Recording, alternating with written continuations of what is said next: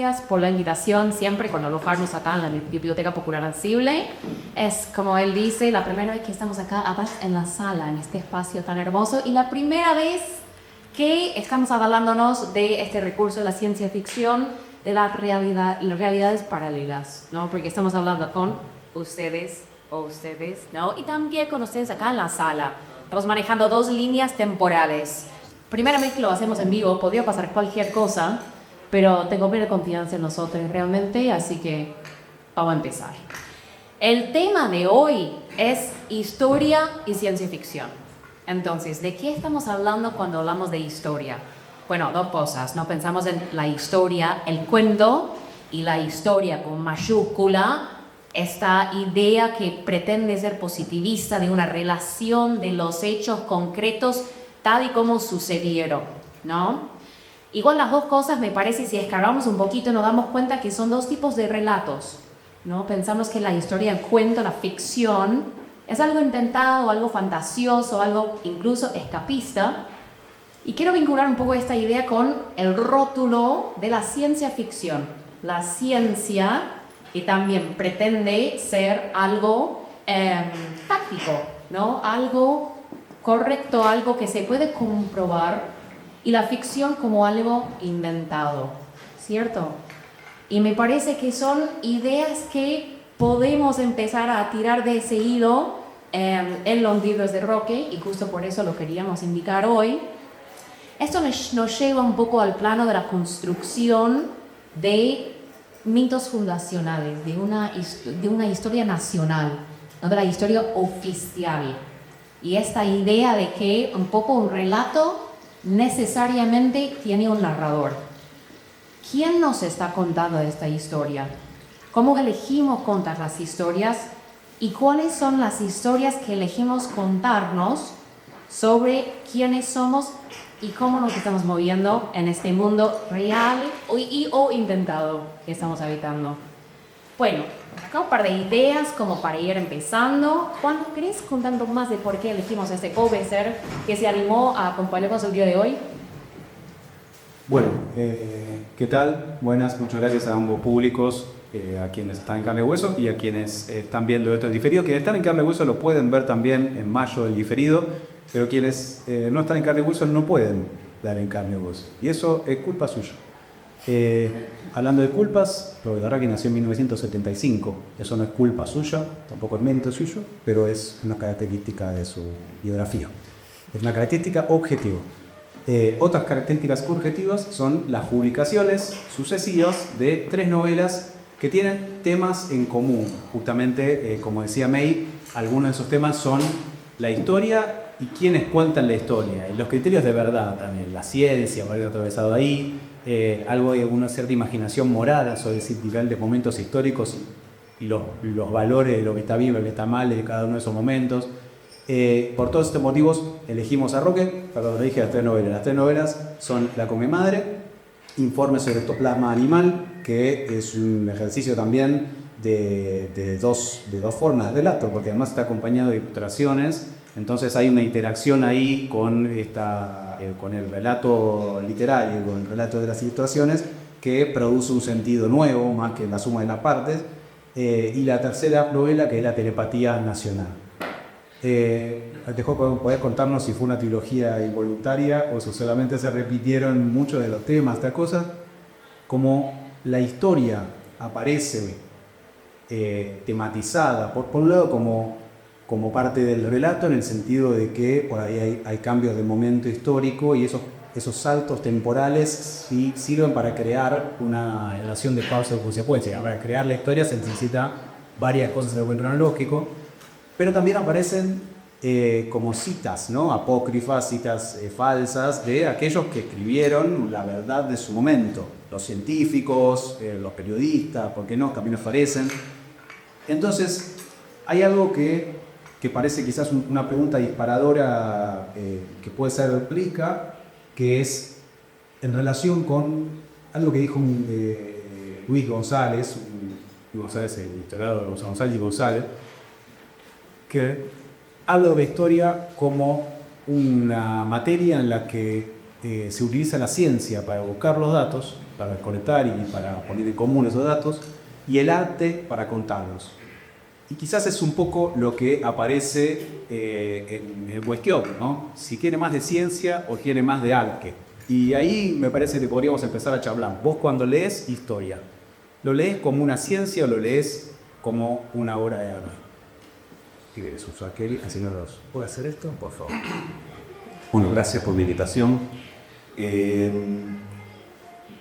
Cuando leo historia, en general nunca dejo de estar alerta con respecto al hecho de que hay una voz que me está contando una serie de hechos a partir de una disciplina, por supuesto, altamente regulada y academizada, como es la disciplina de la historia, afecta a la cual, por supuesto, tengo mucho respeto, pero nunca dejo de estar alerta al hecho de que esa voz que narra, que es una voz que por lo general, o al menos en sus modos más clásicos, tiende a invisibilizarse, es una voz que tiende a transparentarse para dar la impresión de un acceso directo a la información histórica, esa voz es en sus modulaciones, en los pequeños momentos en los cuales aparece alguna marca de subjetividad, donde más me llama la atención. Estoy alerta a eso, básicamente porque estar alerta a las modulaciones de la voz de la narración histórica es estar alerta a todo lo que tiene que ver con una perspectiva política o un sesgo ideológico con respecto a lo que se cuenta. Por supuesto, desde ya nunca comencé a leer un texto de historia pensando que ahí había una verdad incontrovertible. Siempre hay un sesgo, por lo que estar alerta a ese sesgo también hace más rico el poder pensar el texto desde lo no dicho, desde sus negatividades, desde sus propuestas ideológicas. Y de alguna manera esa tensión entre lo que podría llamarse un conjunto de elementos articulados con una pretensión de objetividad desde una voz que no puede sino ser siempre subjetiva, esa tensión es lo que me impulsó mucho a la escritura de ficción. A la larga, a la hora de decidir hacia dónde se dirigían mis intereses, terminó prevaleciendo el impulso de la voz por sobre la dedicación a los detalles propios de la historia. Además tengo mala memoria, entonces se aviene mejor la ficción a mis tipos de lecturas. Bueno, trabajas diferentes momentos históricos totalmente en tus novelas, y una de las cosas que más me gustaron de la experiencia de lectura era toparme con personajes súper mala leche. Son terribles, realmente reproducen unos discursos que ya quedaron muy caducos. Bueno, quiero pensar en una gran mayoría de la sociedad, son ideas que ya no estamos manejando, al menos abiertamente, y logras una ironía en la forma de narrar. Vas muy a fondo con estos discursos, con estas pseudociencias, quizás la tecnología, ¿no? Ciertas teorías racistas acerca de diferentes grupos de personas y cómo son capaces de abordar el mundo, sobre todo el mundo industrializado. Eso trabajas mucho en la Biblioteca Nacional. Y quería preguntarte un poco por la distancia temporal o cultural incluso que necesitamos para poder ironizar un discurso que quizás ya no se está utilizando. ¿Cuántos años tienen que pasar o qué distancia necesitamos tomar de ese momento, de esa expresión? Para mí escribir narrativa, escribir literatura puede tener por supuesto muchos objetivos. En mi caso lo que creo principal es generar una escena en la cual yo pueda vivir una experiencia de alteridad, es decir, poder pensar o intentar pensar desde un otro. Y me resulta particularmente fascinante, al menos me resultó en estos primeros 3 libros, pensarme y pensar esa narrativa es de lo que podría ser mi adversario ideológico. Yo vengo de una familia con una impronta marxista muy fuerte, sobre todo al largo de la infancia. Se podría decir que yo vivía en una pequeña Unión Soviética acá en Buenos Aires, con toda una serie de derivaciones propias de este espacio. O sea, en general las familias marxistas que conozco de esa época eran clase media profesional, con intereses plenamente burgueses, cosidos con una ética, digamos, proveniente del marxismo. Por supuesto, después crecí, empecé a reconsiderar y ampliar los horizontes ideológicos, pero siempre me resultó fascinante pensar en el distinto, el que no era yo. Pensar, por ejemplo, en los discursos tomados por la religión y el pensamiento mágico, que yo de niño, viviendo en una familia de tercera generación de ateos, y viviendo el ateísmo casi como una imposición que terminé abrazando con mucha felicidad, me resultaba a mí muy fascinante pensar en la religión, en la magia, en los milagros. Me resultaba muy curioso. Del mismo modo, me atraía todo aquello que tenía que ver con el discurso de las derechas conservadoras y sobre todo con todos los ismos negativos que uno pudiera pensar. El machismo, la homofobia, el antisemitismo, la misoginia, etcétera, etcétera, etcétera. Entonces, me parecía interesante explorar eso desde la literatura.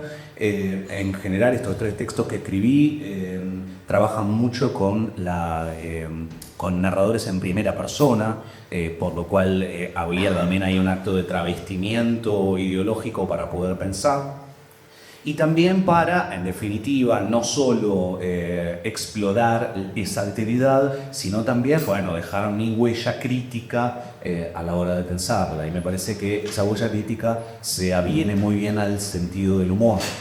Si a mí me interesaba denunciar o delatar de manera no directa este tipo de pensamientos, encarnando la voz de este tipo de personajes, me parecía importante que hubiera un rumor de humor que pudiera de alguna manera hacer los señalamientos políticos que yo no estaba haciendo explícitamente en el texto. De alguna manera que estos discursos se revelaran a sí mismos en lo que yo considero que es su oscuridad y su horror. Por lo que para mí el laburo con el humor es muy importante y además, más allá de toda esta parafernalia que acabo casi de improvisar, también me parece muy importante. Disfruto mucho cuando hay humor en la literatura en general, lo disfruto como lector.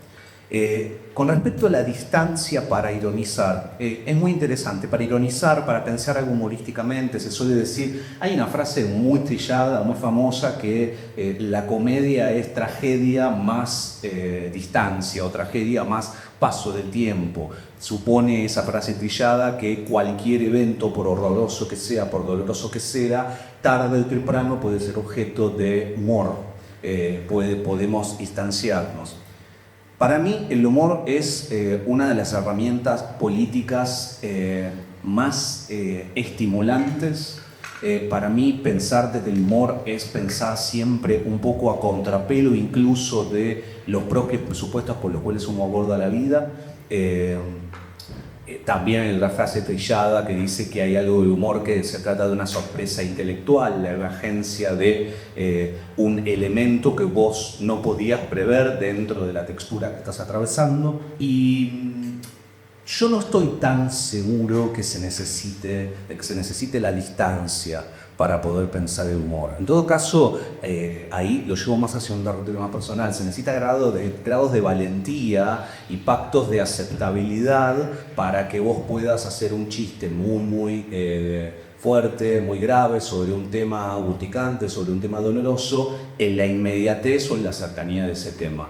Yo creo que la distancia y el tiempo transcurrido para poder ironizar o hacer humor es simplemente una normativa para el decoro. Si uno quiere ser indecoroso, puede hacer humor con cualquier cosa en cualquier momento. Como esto me lleva a pensar que de alguna manera también esa distancia tiene que estar en el lector, en la audiencia, ¿no? Porque más allá de quien se anime a hacer un chiste, ironizando o poniendo como objeto, como un poco lo que pasa es que hay que desnudar y convertir en objeto a un hecho histórico, a una persona, a un hecho. Quien se anima a hacer eso con algo contemporáneo lo que puede recibir es la respuesta a una falta de decoro, o sea, en repudio, o sobre todo la cuestión de con eso no se jode, debería ser el subtexto de las cosas. Cabe decir que el desplazamiento temporal de las historias en tus novelas también permite que mucho del humor aparezca por el contraste entre la certeza que tienen los personajes y el hecho de que nosotros, justamente como lectores, sabemos que están seguros de que la forma del cráneo determina el carácter o la moral. Entonces, esa certeza que tiene el personaje no se rompe para adentro de la historia, porque el personaje te asegura. El humor aparece justamente en una distancia, pero ahí sí la distancia también de la lectura, ¿no? Yo sé que eso ya está perimido, que ya nadie habla de, bueno, ahora quizás obligatorio, hace un tiempo no se hablaba de eso. Cuando, para el caso, de hecho, justamente con esto de que decís el interés en la dispuso de la derecha, y en su raigambre más esencialista, más orgánica, en donde puede haber un tinte obra religioso, que puede darle sentido a una organización de la realidad de la fe y la pesca mal, pero también tuvo en su momento una búsqueda científica, donde lo que se buscaba eran las pruebas para ratificar que ciertas personas tienen este lugar en la sociedad y no otro, y que hay cosas que son mejores que otras científicamente hablando. En ese sentido, lo que se pone en el centro es el documento. Con estos documentos, vos, ¿cómo te llevas a la hora de buscarlo para hacer ficción? Considerando todos los documentos que en muchos casos se crean para hacer verdad, o sea, para hacer historia presente. ¿Cómo los encontrás? ¿Cómo esta lectura que haces? ¿Cómo te lleva a una imaginación creativa que distancia? A mí sobre todo me llamó la atención ese conjunto de disciplinas que se pensaron como ciencia en un determinado momento de la historia y que, pasado el tiempo, cayeron del lado de la pseudociencia y cayeron del lado del descrédito. A mí hay algo de textos, por ejemplo, leí un texto sobre espiritismo del siglo XX, por ejemplo. Le mostré con un texto específicamente algo de ese, ¿no? Para ejemplificar. Hay un texto de un espiritista llamado Leven, bastante famoso dentro de ese mundo, que en el año 1900 publicó un libro llamado Reflexiones sobre la mediunidad. Y es un libro que tiene un rumor enojado, porque ya es en ese momento tan temprano parecía que esa disciplina comenzaban a arrebatar su credibilidad. Entonces el libro comienza con una reflexión en torno a cómo quienes están acompañando la escuela de un muy reciente Freud interpretan la mediunidad como un desdoblamiento de la personalidad más que como la intervención de un espíritu sobre otro. Y por supuesto se dedica durante 3 o 4 páginas a hablar pestes de Freud, a señalar la naturaleza no científica de sus declaraciones y a tratar de afirmar la naturaleza científica del espiritismo. Y lo hace no solo con mucha virulencia, sino también desplegando un conjunto de neologismos, palabras específicas, palabras con aroma científico, que tienen, por supuesto, mucho de creación poética estricta, para de alguna manera darle a ese texto sobre espiritismo un verosímil discursivo cercano a la ciencia. A mí lo que me resulta muy atrayente de ese tipo de textos, también los de frenología, también los de medicina electrogalvánica y muchos otros, es que se acerca muchísimo a la literatura en la búsqueda de un vocabulario específico, la creación de neologismos, algunos muy precisos para tratar de mencionar aquello que quieren describir, y esa sensación de que juegan un poco a contrapelo de la opinión científica establecida en el momento. Para mí eso está muy cerca de la literatura. De hecho, yo vería esos textos básicamente como literatura, también encontrando las modulaciones de una voz, más que, porque yo tampoco puedo poner cuestionamiento, no tengo formación científica, vi la ciencia, me fascina, creo en la ciencia y subrayo el verbo creer, muy firmemente.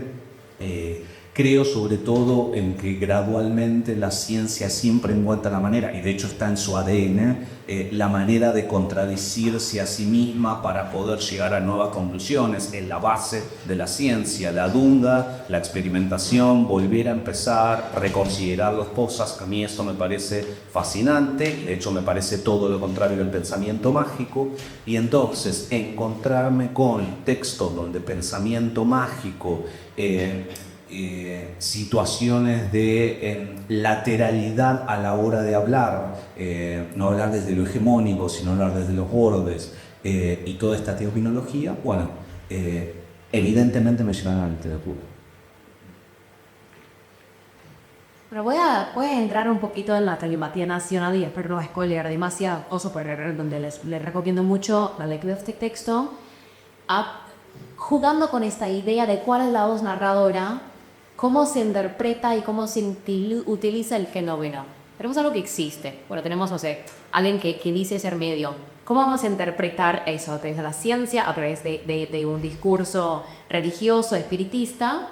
Y tenemos en la telepatía nacional el fenómeno de un perezoso que a través de un rasguño es capaz de hacer que una persona comparta la experiencia vital de otra persona. Es casi una forma como de compartir la conciencia de la experiencia. Y este perezoso llega a la Argentina con un grupo de indígenas que se han traído para hacer básicamente un zoológico de tribus no locales, digamos, para que la gente pueda ir y ver a esta pobre gente que vino de otra parte y no tiene ningún tipo de desarrollo industrial ni educación, etcétera, etcétera.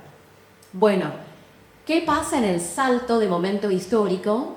Que es algo que me gusta, que se repite, y entiendo por qué podemos pensar en tus libros como una especie de trilogía, porque estos saltos a otros momentos históricos con otros personajes suceden para la telepatía nacional.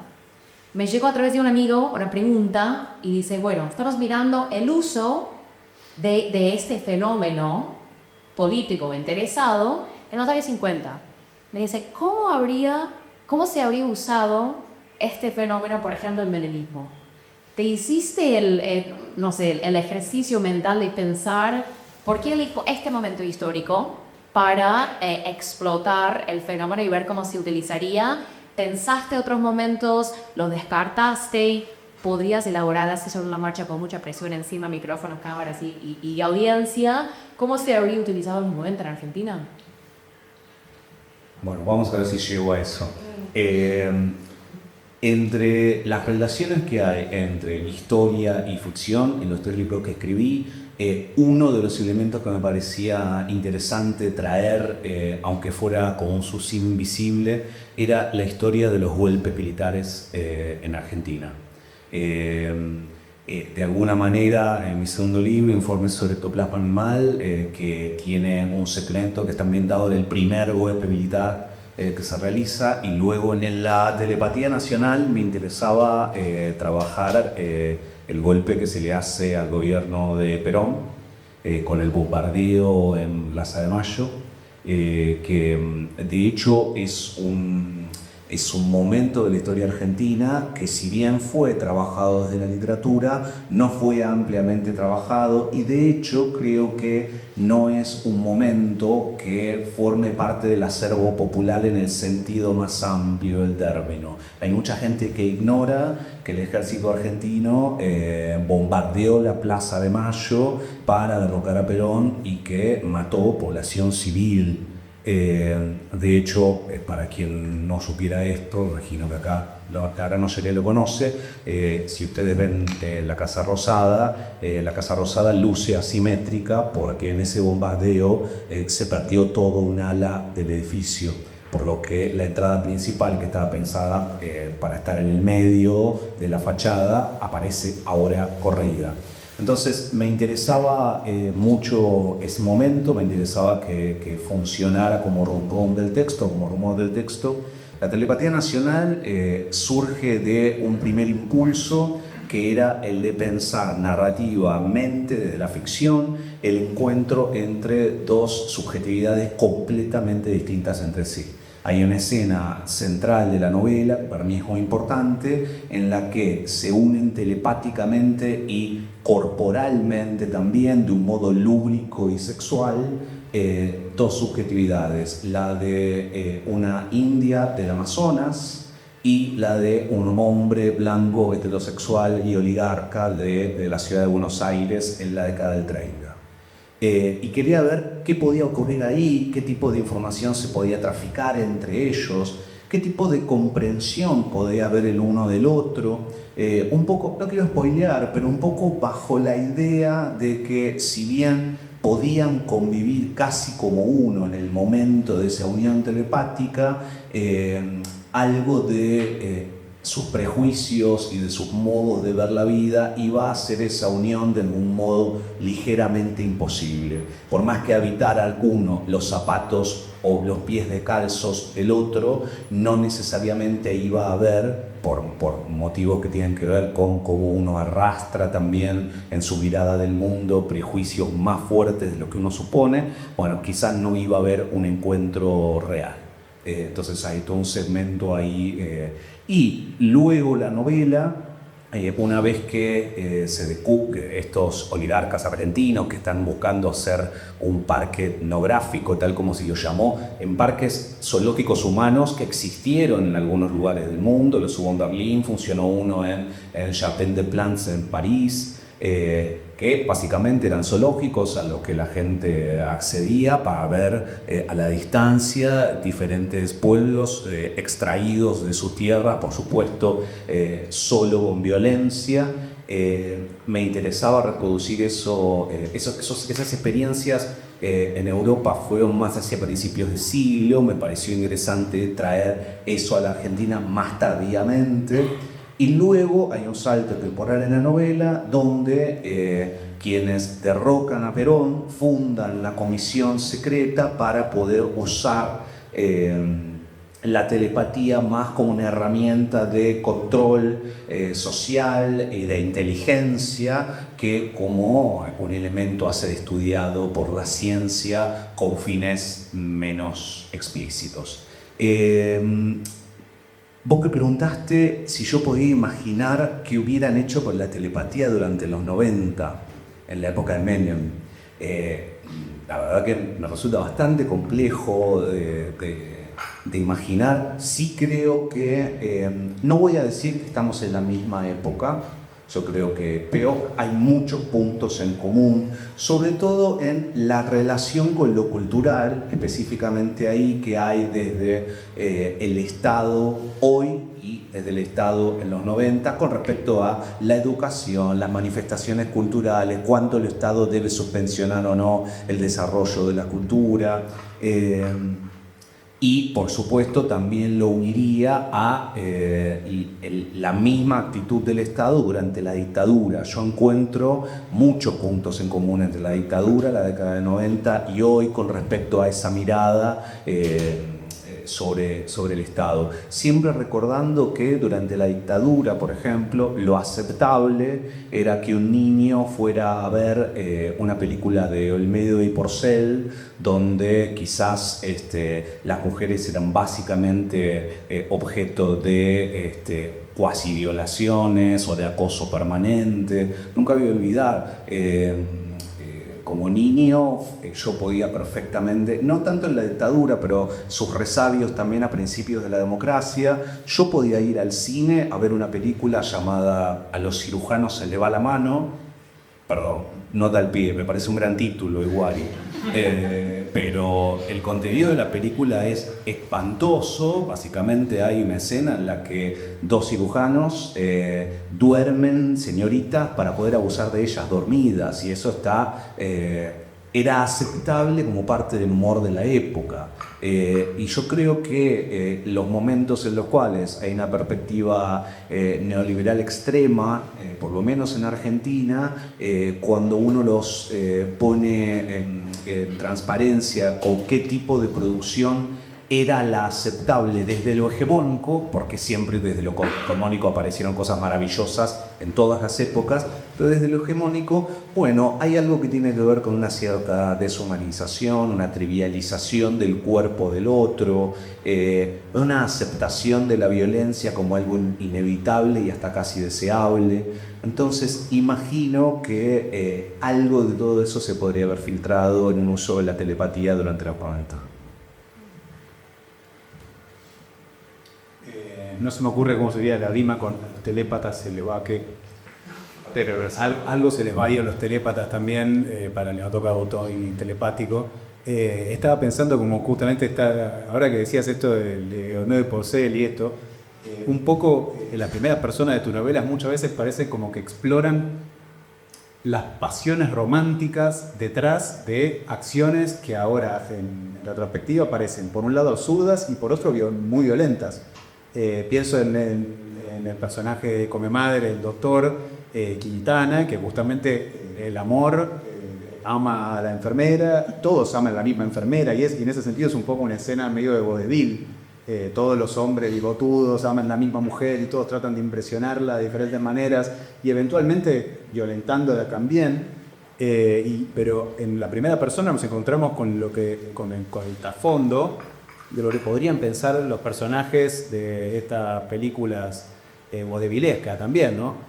Porque hay detrás de eso una serie de certezas, y esa serie de certezas pueden tamizar por el discurso científico, aquello que es lo masculino, aquello que es, por contraste, lo femenino, y las actitudes asociadas a eso, incluso como estas acciones simbolizan otra, ¿no? Una suerte de una valentía cifrada en cortesías sociales en las que lo que está de fondo es una especie de el argubismo social muy pobre, pero el cual, bueno, esto representa, a las mujeres les gusta eso porque en realidad viene un resabio cavernario de que quieren varones que hagan determinadas cosas. Al fin y al cabo termina por ser casi como la justificación de esas escenas vodevilescas, y la distancia ahí de nuevo es la distancia en la lectura, mira, te permite reírse de que de fondo, este es el fondo y lo que lleva ese fondo adelante es una actitud payasesca. Y quizás esa es el maquillaje que necesitamos para ver eso en el pasado. Encuentro que con tu pregunta sobre los 90 es muy difícil pensar cuáles son los discursos de lo que vamos a reírnos, qué certezas tenemos hoy. Digo, tenemos extendiéndolo a quienes están del otro lado en toda clase de trincheras ideológicas, ¿no? Que tenemos como sociedad, qué discursos circulan, qué certezas circulan ahora, que dentro de 60 años van a ser por sí solas motivo de risa, como lo es la frenología, por ejemplo. O sea, que vos pensás en observás en nuestro entorno alguna certeza que digas esto se va a escribir en 60 años y va a ser gracioso de decir. Me cuesta mucho. Bueno, efectivamente necesitaría estar mucho más atento de lo que realmente voy por la vida como para detectar eso. Sí creo que lo primero que se me viene a la cabeza, viviendo en una ciudad con la tradición de psicoanálisis que tiene la ciudad de Buenos Aires, me imagino que en unas décadas bien puede ser que resulte alucinante para alguien que alguien haga 30 años de terapia para resolver sus cuestiones. Eso es lo primero que me imagino. Después me pasa algo con el humor, y es que con el humor hoy, y es que creo que estamos en una temperatura epocal donde el pacto que requiere el sentido del humor se está disolviendo como nunca antes. Muchas veces me encuentro mirando redes, etcétera, breves escenas de gente que interrumpe shows de stand-up porque se siente ofendida. Algo que en general no se veía antes. Yo creo que por un lado tiene que ver con, qué sé yo, están circulando más fuertemente en discursos que permiten a aquellos que han sido sistemáticamente burlados identificar el momento de la burla como una violencia, y eso me parece bien, pero por otro lado no me parece bien que uno no pueda entrar en el pacto de distancia que supone una escena ritualizada. Cuando uno lee una novela, cuando uno asiste a una obra de teatro, cuando uno va a un show de stand-up o lo que fuere, está entrando en un ritual donde de alguna manera casi todo podría ser dicho o casi todo debería poder ser dicho y poder circular en ese espacio que no necesariamente es el de la distancia, pero sí es el de una escena que permite desvincularte de tu experiencia más inmediata. Es una escena ritualizada, es una escena donde lo aceptable cambia o se amplía, y sí me llama la atención cómo esa aceptabilidad y sobre todo el pacto para ingresar a esa escena se está perdiendo de un modo muy fuerte. También me llama mucho la atención, específicamente en Argentina, cómo se fue desmantelando de alguna manera una cultura del humor de acceso masivo que en su momento, o tuvo momentos verdaderamente muy sofisticados y muy alucinantes, y que ahora me cuesta más encontrar. Eso. Bueno, por mí nos llevamos los mates, nos quedamos acá 3 horas charlando, pero lamentablemente tenemos los tiempos un poquito apretados y el cable del micrófono también, así que voy a ir acercando. Solemos separar estas charlas dando algunas recomendaciones, que puede ser de literatura, de cine, series, ensayo, así que te pusimos esa tarea de pensar alguna recomendación de... de alguna de estas expresiones que tenga que ver con ciencia ficción e historia. Hay una película, perdón, los miro por primera vez porque soy muy tibio, entonces traté de hacer como que no estaban presentes de todo el encuentro, ahora ya me relajé cuando terminamos y voy a tirar un poco más. La verdad que les recomiendo enfáticamente una película que es bastante conocida, pero también es muy vieja y acá veo gente muy joven. Es una película de Terry Gilliam, una película inglesa llamada Brasil, con Z. ¿Te gusta Brasil? Es una maravilla esa película. Terry Gilliam es un director de cine que formó parte de un grupo de humoristas extraordinarios llamados Monty Python.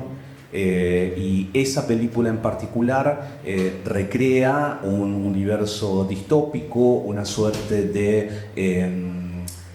dictadura ultra burocrática que nunca digamos, se deja entrever del todo cuál es su orientación, pero pareciera ser más bien una derecha. Un mundo en el cual, por ejemplo, si uno es llevado por los servicios de inteligencia para hacer averiguaciones, debe pagar por la electricidad utilizada para la tortura infligida sobre uno mismo. Y es una película que justamente trabaja desde una cierta ciencia ficción que en su momento se la pensó como, se la llamaba retrofuturismo, porque es una película que comienza con una placa en negro que dice en algún momento del siglo XX, y uno ve una película cuyo diseño de arte básicamente trabaja con objetos y aspectos de la década del 30 y del 40, pero llevados hacia un futuro distópico. Es una película llena de humor, tremendamente irónica, muy divertida, y siempre me gusta señalar que es una película que tiene por lo menos 2 versiones. Una versión que circuló en Estados Unidos y una versión que circuló en el resto del mundo. En Estados Unidos hubo una exigencia por parte de quienes iban a distribuir la película de que la película tuviera un final feliz. Y entonces hay una versión de la película, no les voy a spoilear nada, pero hay una versión de la película que es la original, que tiene un final realmente desolador. Y hay una versión hecha en Estados Unidos donde los protagonistas encuentran la felicidad y satisfacen sus deseos. Espero que se encuentren con el final desolador y que puedan disfrutarla. También agregado a eso, y en clave no es lo que venía a traer como recomendación, pero también hubo un experimento de parte de Ford de abrir una fábrica precisamente en Brasil, donde la idea era hacer una especie de pueblo-fábrica alrededor de la producción, pero para recortar gastos en caucho, si no recuerdo mal, y venía de la mano con una idea de programación de esa sociedad en la cual había una serie de reglas estrictas de comportamiento como las que reinarían en una fábrica, pero que operaban sobre su vida cotidiana. Forlandia, efectivamente, Forlandia. Entonces también les recomiendo, si quieren acompañar la lectura ficcional con una, por lo menos histórica a través de los pocos documentos que quedan, los intentos que se hicieron nada más, porque los trabajadores eran de Brasil, entonces la idea de que no podían socializar, no podían tener espacios donde tocar música, donde tomar alcohol, donde vincularse entre ellos, eso fracasó de una manera estrepitosa, así que en ese sentido la realidad le dio también un final feliz a esta historia que tenía tintes bastante jodidos. Esto fue antes de que Ford tuviera sus abiertas simpatías con el nazismo y se retroalimentaron ahí mutuamente en sus ideologías. Pero lo que yo traje en realidad era otra cosa para recomendar.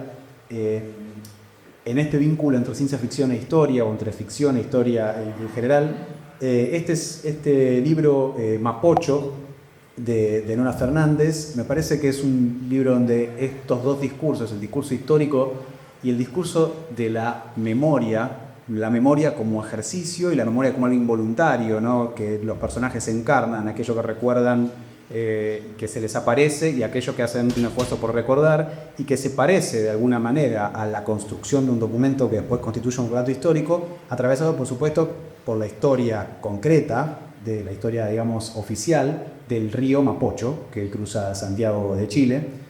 Nora Fernández es una gran escritora, fue muy conocida por el libro Space Invaders, que es más reciente de su publicación. Pero tiene muchas de las cosas que escribió antes de publicar cualquier cosa. Es casi como los esbozos de una primera novela que después coordenó.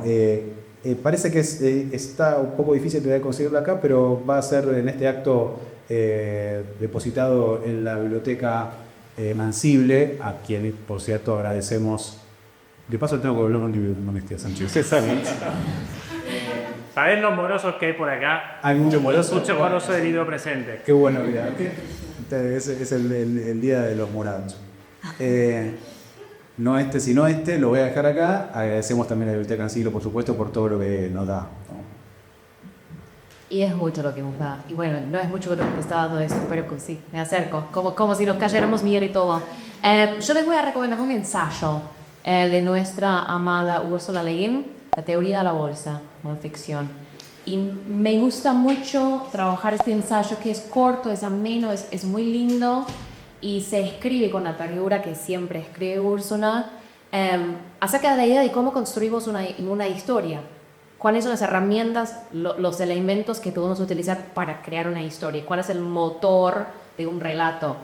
Y básicamente lo que argumenta en este ensayo es, no necesariamente es el conflicto bélico, no necesariamente es el camino del héroe, varón, retomando esta idea de quién está narrando la historia, quién importa para la historia, a quienes elegimos para construir estos mitos nacionales y demás. Y la idea de que las experiencias que tenemos, los vínculos que formamos, estas cositas que vamos metiendo en la bolsa que llevamos con nosotros, a lo largo de la vida, todo esto también puede conformar una historia. Entonces, quizás alejarnos un poco de estas ideas quizás precepteadas que tenemos ya que ya viene de fábrica, que bueno, o sea, vos y yo tenemos que estar en desacuerdo y vamos a luchar y voy a ganar yo, o vas a ganar vos, o quizás él llegó muy tarde y bueno, metió justo la espada y ganó él, de manera inesperada. Hay muchas más opciones que eso, así que invito mucho a la lectura de ese ensayo, son muy lindas. Y bueno, lamentablemente tenemos que dejar acá, vamos a despedirnos de nuestra audiencia que nos está viendo por YouTube. Vamos a dejarles a ustedes con la recomendación de siempre, Carlo Viaggi-Tursi, de cine, y de Carla Ross, que nos acompaña en las dos realidades de libros que se encuentran acá en la Biblioteca Mansible. Tenemos quizás tiempo para una preguntita de parte de la audiencia acá en Carne y Hueso, y de eso vamos a cerrar la parte virtual. Muchas gracias, chicas.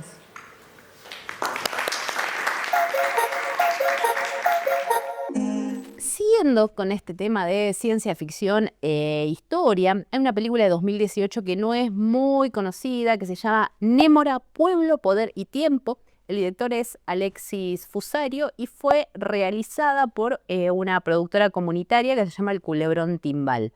Lo que ellos hacen es, se imaginan un futuro en Buenos Aires en el año 2077, donde hay un dictador que es parte de una dictadura global que descubre cómo acceder a los viajes en el tiempo y quiere utilizar este mecanismo para viajar al pasado y eliminar a todos los movimientos populistas de la historia.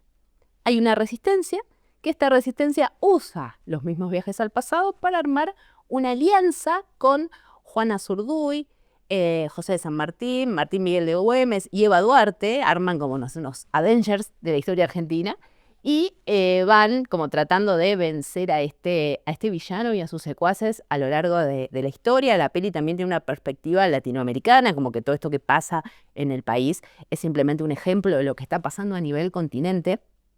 Es una peli que no tuvo estreno comercial, pero que en el 2018 se estrenó en simultáneo en varias bibliotecas, plazas públicas y demás, como que fue una cuestión muy, muy popular.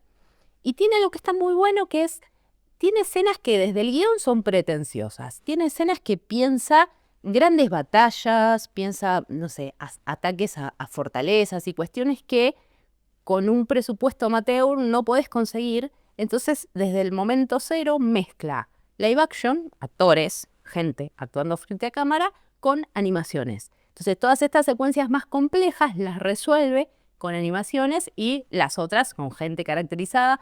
Está muy buena para verla porque aparte es una experiencia que te da ganas de hacer cine a vos, porque la mayoría de los actores son actores amateurs, no profesionales. Entonces, te da una sensación de cercanía y de decir, wow, está re buena tener la posibilidad de tener una cámara y poder jugar.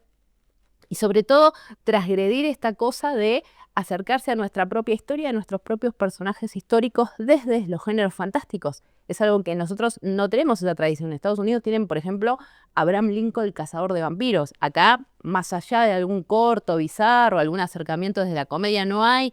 Esta película no se plantea como cómica, entonces también está muy bueno el abordaje que hacen. Y ellos están como intentando expandir este universo. En 2018 también habían lanzado un videojuego que era para web o para Android, para el celular, también de cuestiones de puzzles históricos y demás. Así que Némora, de Alexis Fusario, de 2018, una peli que no es muy conocida, que está disponible en YouTube, también tiene una versión serie web y esa la recomiendo.